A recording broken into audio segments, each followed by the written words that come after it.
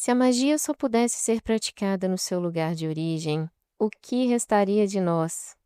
O que seria do tarô, da astrologia, da alquimia e até a própria igreja? Nada disso seria legítimo aqui no Brasil. Já pensou? Nós não somos um povo de uma raiz só, somos um povo de encruzilhadas.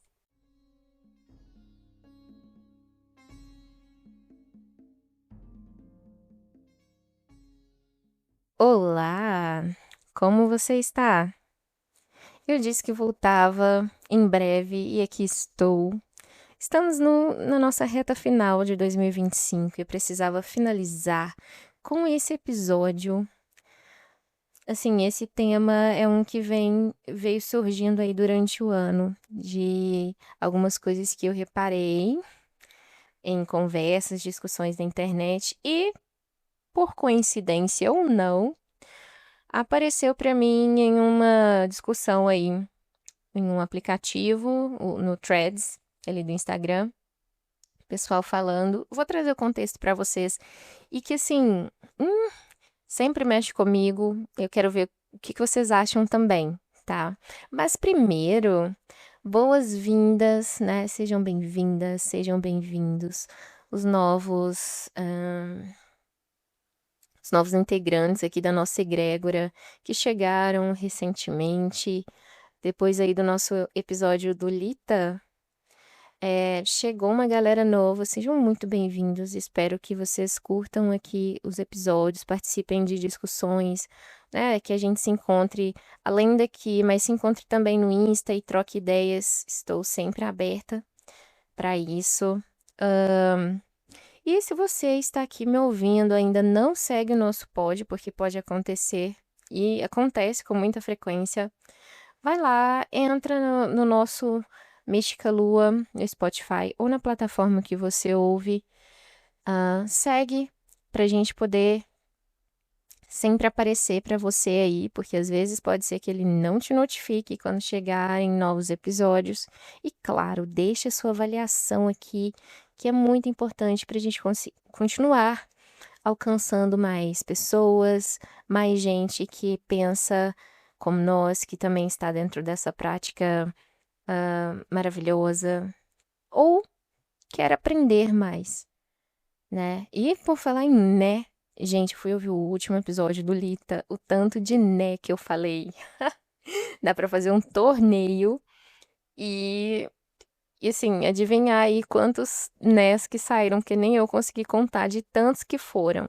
Olha, relevem, tá? Porque é mineira aqui falando, nem tenho tantas manias assim da língua, mas o né, infelizmente, vai saindo aí às vezes, eu tento me policiar. Então, sem mais delongas, vamos ao nosso papo. Vou contextualizar aqui para vocês e ler o print. Eu tive que dar print nisso para eu refletir e criar aqui essa discussão. Pois bem, estava aqui navegando no Threads. Não abro muito o aplicativo. Ele é um substituto, não substituto, né? Um concorrente do X, que é o antigo Twitter. E, claro, como em todas as redes, a gente só vê, né, em 90% de críticas, gente abrindo posts para falar dos outros. Com esse não foi diferente. Bem, foi uma bruxa que comentou, que criou um post para falar de uma outra. Mas claro, ela não citou o nome, porque inclusive essa outra que ela estava criticando é bem conhecida, é uma sacerdotisa.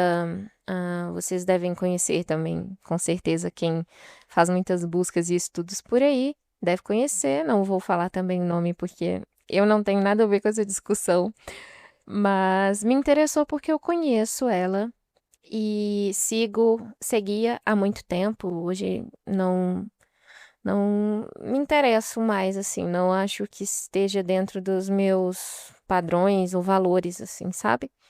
Mas ela é muito conhecida, faz muitos rituais e conhecida também por rituais com valor agregado altíssimo, né? Ela é uma sacerdotisa de divindades gregas, do panteão grego, não vou dar mais detalhes.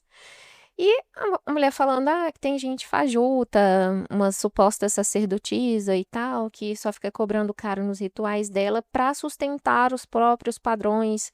E ela mesma é a rica, enquanto os outros estão lá se ferrando para pagar e não dá em nada os rituais. Claro, né? Vamos abrir a discussão, que veio muita conversa aí.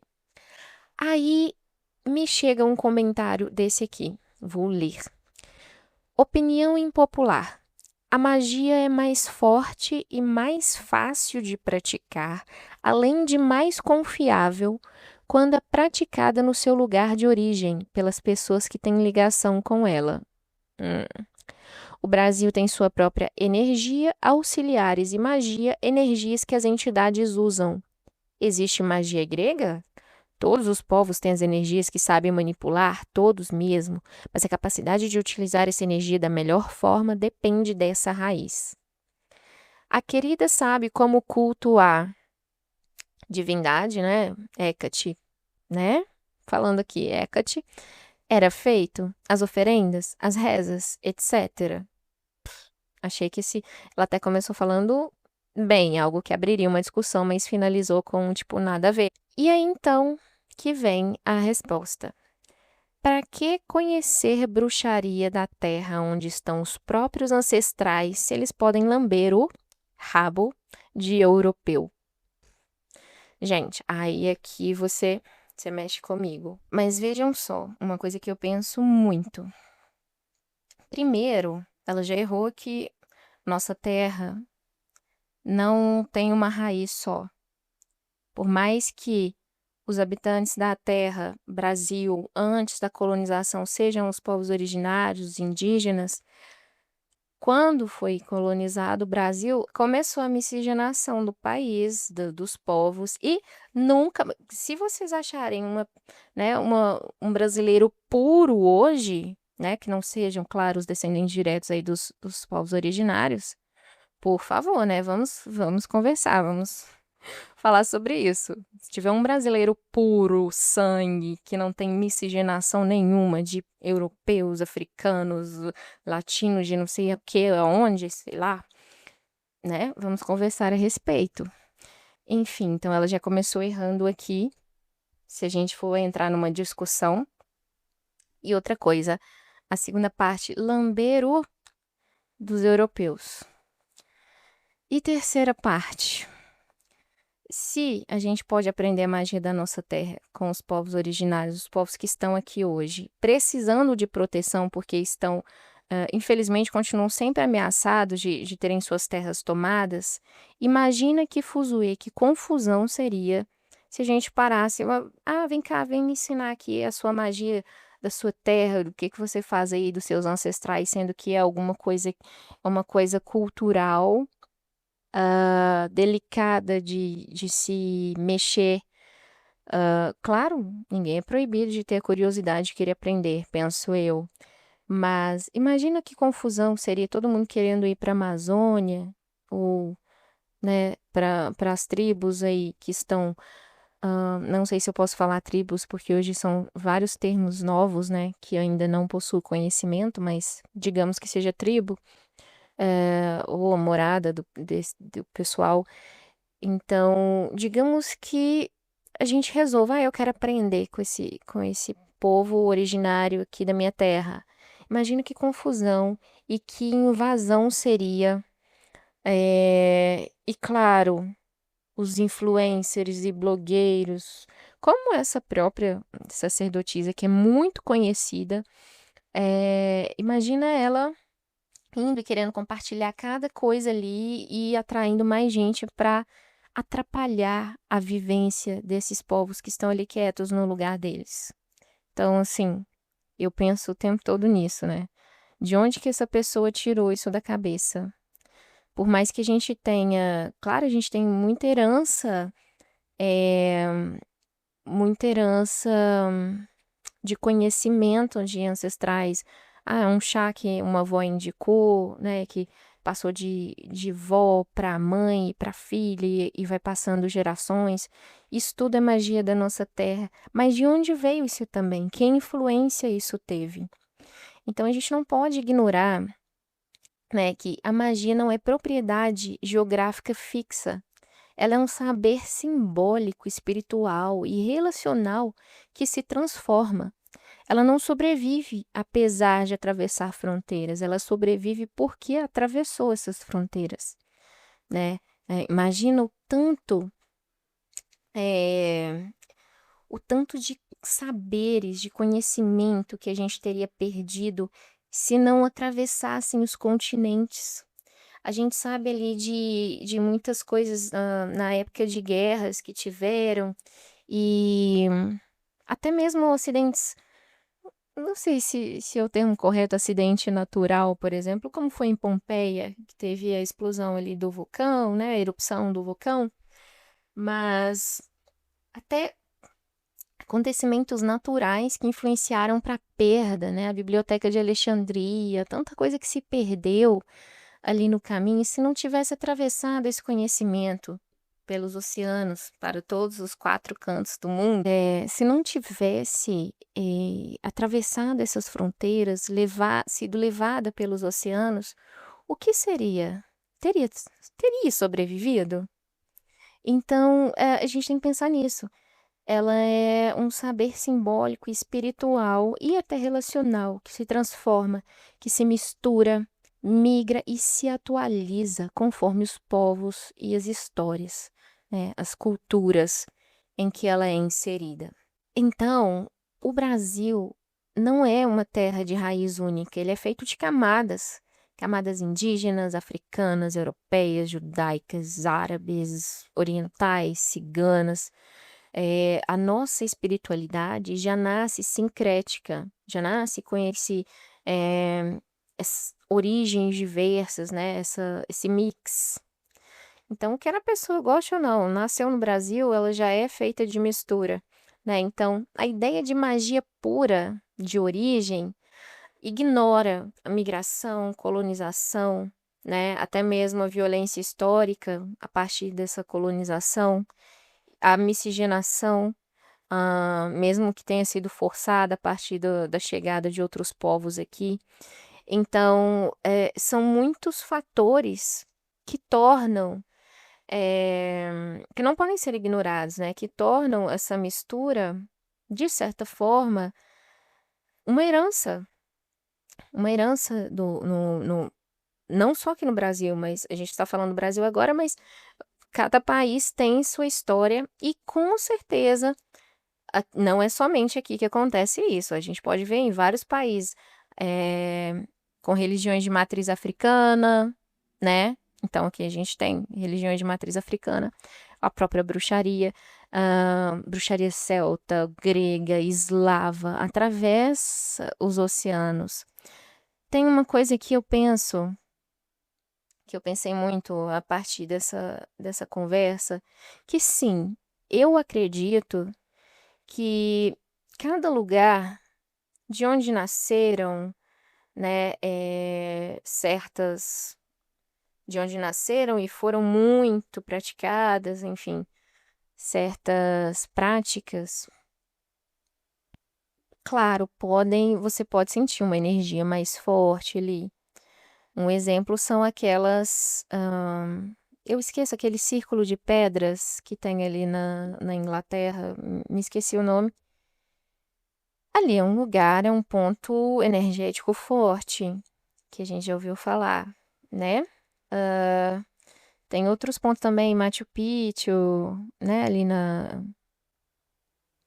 aquela montanha ali onde ficaram os maias, porque teve uma civilização ali, haviam muitas práticas ali, claro, são pontos de energia forte, mas não quer dizer que quem nasce lá vai fazer uma prática mais forte, vai ter mais poder ou saber praticar essa magia.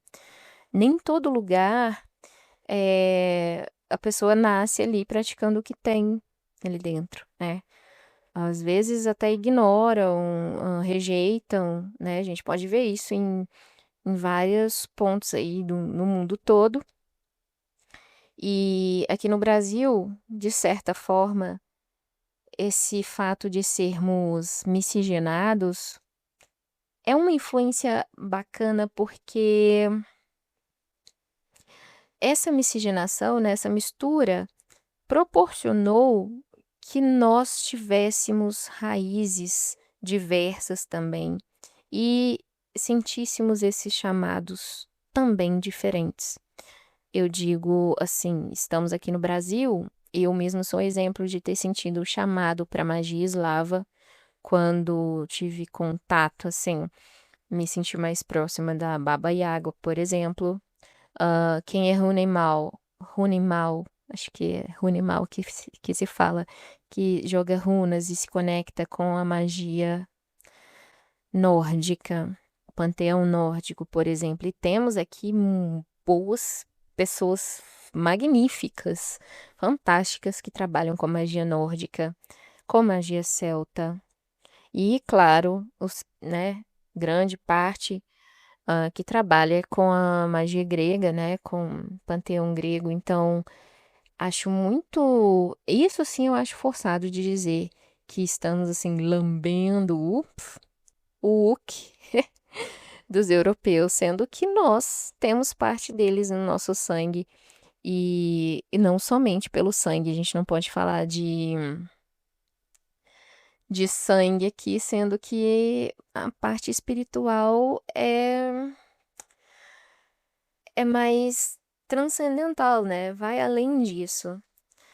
Então, esse argumento de lugar de origem da magia faz sentido, sim, é quando a gente fala sobre respeitar as tradições vivas diretamente dos povos que vieram, mas ouso dizer, né, dentro do que eu já aprendi aqui até hoje, que eu não vejo, claro, muita gente usa como tática turística.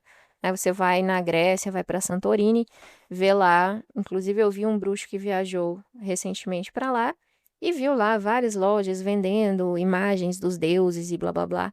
Mas pergunta se hoje eles praticam e cultuam esses deuses. A gente pode ver aí que devem ser pouquíssimos, né? Não sei dizer se igual antigamente, que nem templos mais eles têm como eram antes.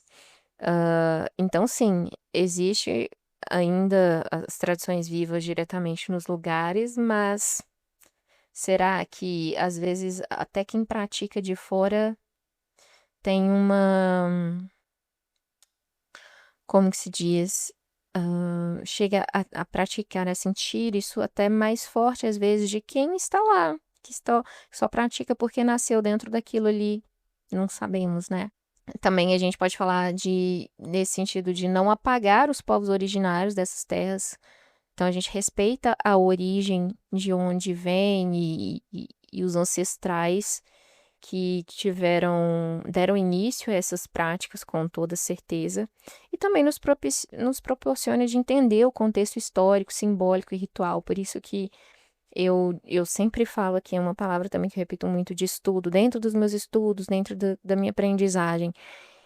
Porque se a gente não tiver uma base, um mínimo para entender de onde aquilo vem e como era feito, não adianta a gente criar nada da nossa cabeça e achar que, assim, principalmente quem vai trabalhar com divindades, com panteões. Um exemplo. Tô trabalhando com Hecate. Vou deixar aqui uma oferenda para ela na encruzilhada, né? Fazendo correspondências aqui que vou pegar uma chave que representa que é um elemento de Hecate, colocar aqui no meu altar, acender uma vela preta, conversar com ela. Ela não é uma entidade como, por exemplo, o que a gente pode comparar as entidades de religiões de matriz africana ou até mesmo aos santos na igreja que um padre, o pessoal lá acende as velinhas, faz um altar. Não. Hecate é uma divindade que exige o culto a ela é diferenciado, porque, digamos assim, antigamente, muito antigamente, os ancestrais gregos que faziam seus cultos aos deuses, não somente a Hecate, falo também por Afrodite e os outros deuses, Perséfone, o pessoal cultua muito. Eles faziam todo um ritual de libação, né? De oferendas, formas de invocar os deuses e agradá-los. E eles também respondiam de forma muito diferenciada. Inclusive, por isso hoje não é fácil você falar assim. É fácil você falar que trabalha com Hecate, mas não é fácil você verdadeiramente trabalhar com ela, porque é uma entidade ancestral, antiquíssima, e que carrega toda uma história ali de culto e de feitos que atravessaram séculos, milênios. Então, não tem como a gente ignorar essa parte. Tem que aprender, tem que entender do que se está falando. Isso não pode ser ignorado. A gente tem que pensar nessa parte quando a gente fala da origem de certas práticas. Mas assim, falar a origem da magia, eu acho que já é demais também, porque, como já falamos aqui anteriormente, ela é mais algo intangível. Não tem como falar que a magia se originou aqui, enfim. Não, ali iniciou-se a prática. Mas pode ser que, assim, a energia vem e vai, e como falamos também ali, ela atravessa fronteiras, né? Então, não podemos ignorar essa parte. Um exemplo, o tarô. Vamos falar do tarô aqui, gente. Nasceu na Europa, né? Se a lógica fosse só pratica quem é de lá, os brasileiros não podiam ler tarô, os argentinos não poderiam estudar astrologia, os africanos não poderiam usar da alquimia, né? Inclusive a astrologia veio da Mesopotâmia, né? Passou pela Grécia, pelo mundo árabe, se transformou, né? Então, o saber só existe porque ele circulou, se transformou, é claro, durante as suas passagens e se aprimorou para chegar onde estamos hoje e continua se transformando, né? Todos os saberes se transformam conforme os povos com que têm contato, conforme as épocas, eles vão se adequando, né? Então, acho muito fraco esse argumento de que brasileiro está lambendo do europeu, sendo que todo o mundo faz essa prática. Hoje nós temos exemplos aí que estamos todos atravessando fronteiras, pessoas que vão para outros países e se relacionam. Então, assim, o mundo inteiro é uma mistura. E é isso. Antes de existir o que é hoje, o mundo não era um só. Não tínhamos aí a Pangeia, que era uma terra só e que depois foi dividida. Então, é Pangeia mesmo, né, gente? Acho, acho não. Certeza, 99% que é. E, enfim, era uma terra só. Só foi dividido depois por razões naturais, e, enfim, estamos aqui todos no mesmo barco, dentro desse universo gigantesco, gigantesco que não conhecemos nem 1% direito. Então, acho que para a gente caminhar para um encerramento, porque é uma discussão assim que tem vários fatores, mas acho que puxei aqui ah, pontos mais certeiros, assim, mais focados. A ancestralidade não é só um território físico, né? Porque a alma não carrega passaporte. Então, a magia não vai pertencer ao chão, e sim à relação, né? A transformação que surge através do compartilhamento que faz ela continuar passando de um povo para o outro ou de uma geração para o outro, acho que é o mais correto de dizer. Ela é herança genética, simbólica, cultural e principalmente um chamado espiritual, né? Nós brasileiros temos ancestrais europeus, africanos, indígenas, e às vezes as pessoas acessam uma prática porque aquela linhagem chama, não porque ela tá. Ah, eu fui ali, acabei de falar o círculo de pedras lá na Inglaterra. Se eu for para lá, eu vou sentir o chamado para trabalhar com a magia celta. Será? Se eu for pisar ali na Espanha, na Itália, nos lugares onde surgiram, né, os primeiros decks de tarô, eu vou sentir vontade de jogar? Não faz sentido nenhum. Não faz. Você pode sentir energia, aquele ponto energético forte, pode sentir, né? Não vai ali na França, nas catacumbas, sente aquele peso ali de almas, pessoas, milhares de pessoas que morreram, centenas de pessoas que estiveram enterradas. Você vai sentir, se você tiver sensibilidade para isso, sente, às vezes nem sente nada, né? Dependendo, às vezes a pessoa nem sente nada, mas se você tiver, vai sentir. Não quer dizer que estando no lugar onde aquilo começou, você vai praticar aquilo ali melhor, sabe? Não entra na minha cabeça isso, né? Então, anota isso. Você que está aqui na nossa egrégora, nosso círculo de pessoas que pensam e respeitam a espiritualidade, a alma não carrega passaporte. Então, para a gente fechar esse episódio, eu gostaria de deixar aqui uma reflexão, mas antes, vamos só recapitular aqui. Tudo o que eu quis dizer a respeito disso, de maneira alguma, assim, a gente sempre tem que explicar, né? Para não ser interpretado como, qualquer um pode fazer, né? Usar as coisas de qualquer jeito. Eu até já falei aqui neste episódio mesmo e vou pontuar que é tudo sobre estudo, respeito e consciência.